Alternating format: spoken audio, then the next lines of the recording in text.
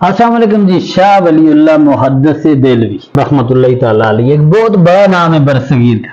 شاہ ولی اللہ محدث دہلوی رحمۃ اللہ تعالیٰ علیہ 25 محرم الحرام 1114 ہجری کو پیدا ہوئے. آپ انڈیا کے شہر دہلی میں پیدا ہوئے اور آپ کا شجرہ نسب حضرت عمر فاروق رضی اللہ تعالیٰ عنہ سے جا کے ملتا ہے.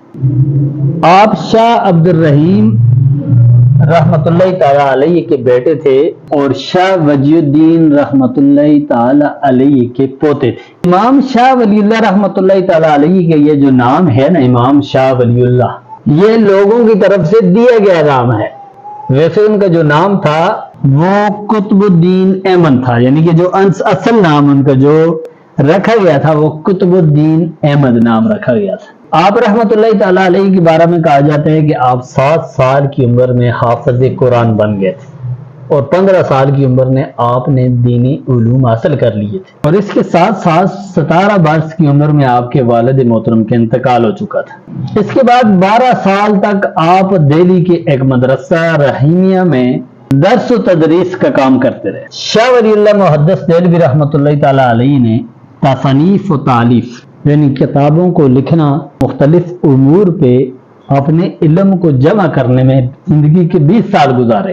اور بعض جگہوں پہ ان کے بارے میں لکھا ہوا آتا ہے کہ انہوں نے اپنی زندگی کے 30 سال تصانیف و تالیف لکھنے میں گزارے. انہوں نے اپنے ان 30 سالوں میں 40 کتابیں لکھی ہیں.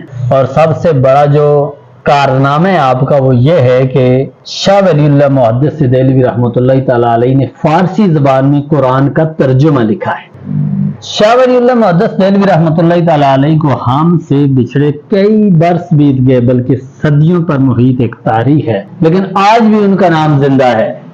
اس لیے کہ انہوں نے اپنی زندگی میں اتنے کارنامے کیے، اتنا علم پھیلایا، اتنی کتابیں لکھی کہ آج بھی لوگ شاہ ولی اللہ محدث دہلوی رحمۃ اللہ تعالیٰ علیہ کے نام کو بڑے ادب اور تعظیم سے لیتے ہیں.